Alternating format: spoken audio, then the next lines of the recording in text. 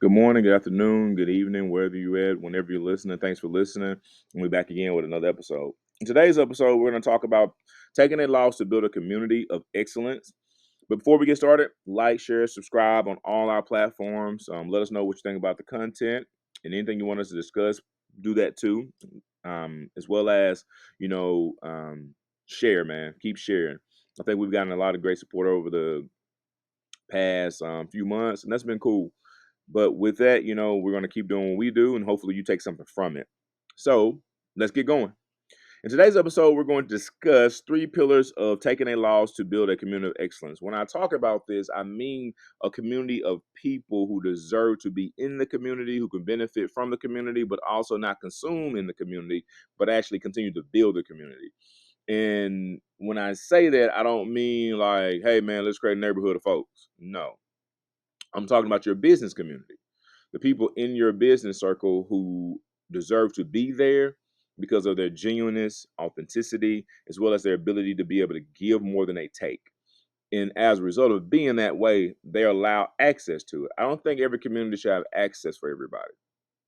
I think that's the problem. We let too many people in our communities, as well as we let too many people in our business community because we feel like it's going to help us to, how can I say, get somewhere a lot quicker if we let all the people in. No, you need to vet folks because in your community, these people genuinely would go above and beyond to be able to help you get to a place because of your preparation and the opportunity you deserve. Not something we want to give you, but you actually deserve this opportunity because you've done what you're supposed to do to be able to build that credibility, right? To be in that community. So, in today's episode, we're going to discuss three pillars.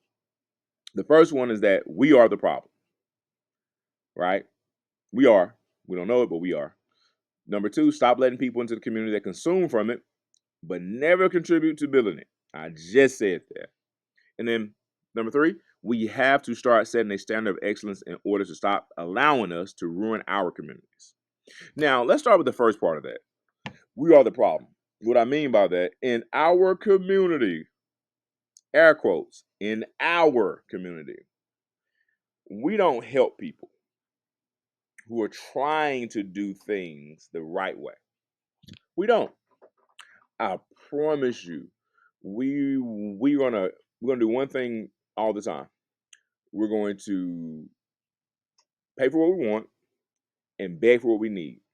We'll try to get people to discount something before they even get started. That's why when I'm working with people in my community, when they tell me the cost of the bill, I don't object to it. Why? Because they deserve it.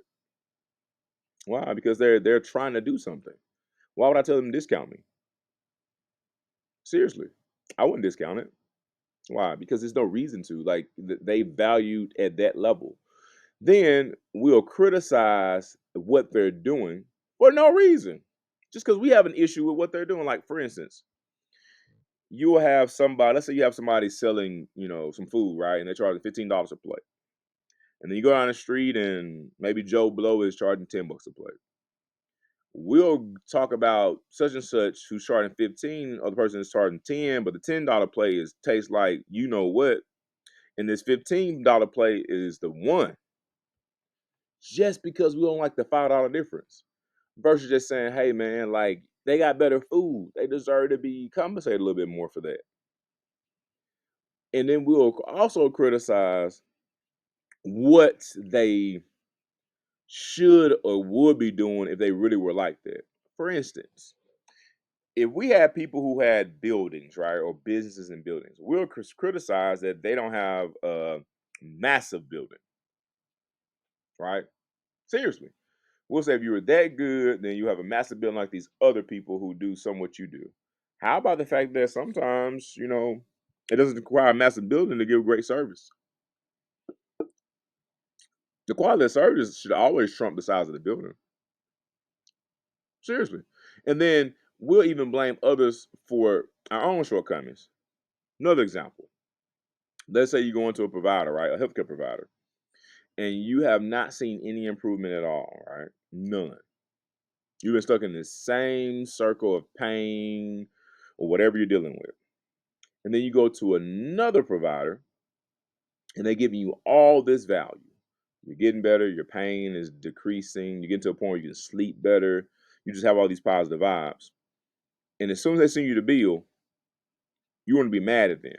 So you blame them for the reason for why you couldn't get better. See, that's why they charge so much. See, that's why I couldn't get better. Because I mean, if they were to do this, then it would help everybody. When truth be told, you were doing what you were supposed to do initially, and it wasn't helping you. So why would you continue on that same path? Sometimes you get what you pay for. Well, for most times, you really get what you pay for a lot of times. And as a result, in our community, we are the problem. We don't value the valuable in our community. The people who actually show up and give amazing value results, but also customer service is above and beyond.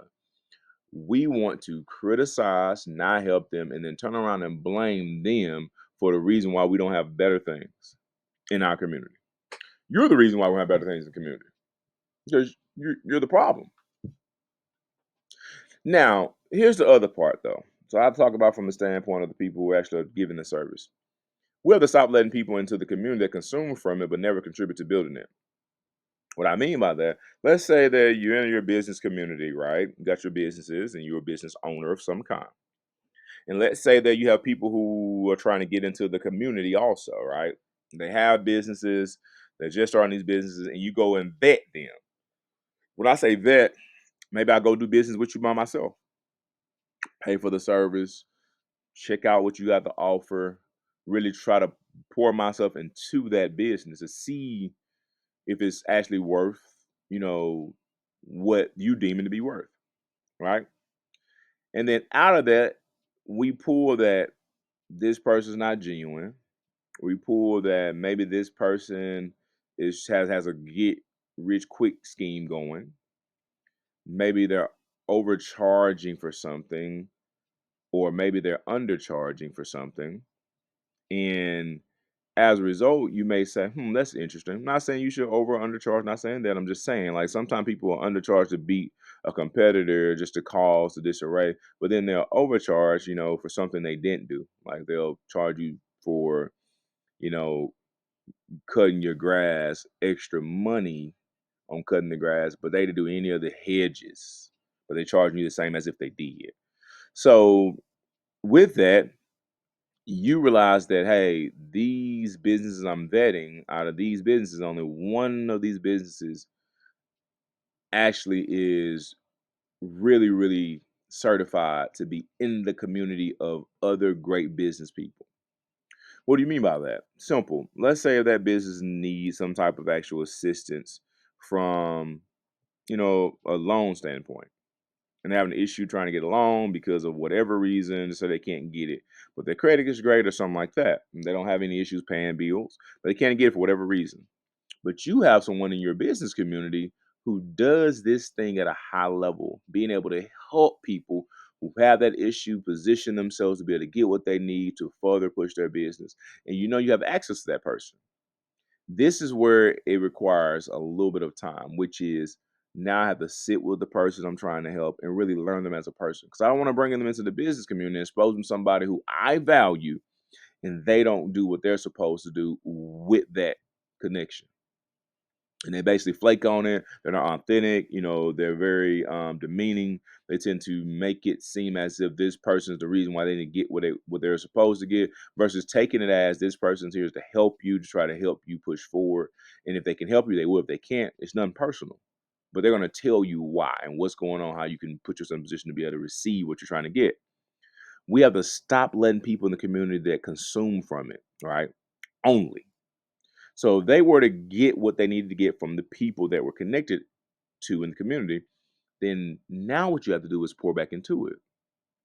What do you mean? Whatever service you provide, if somebody reaches out to you and say, "Hey, man, I got somebody who needs this from you. You do this service. They're a genuine good person.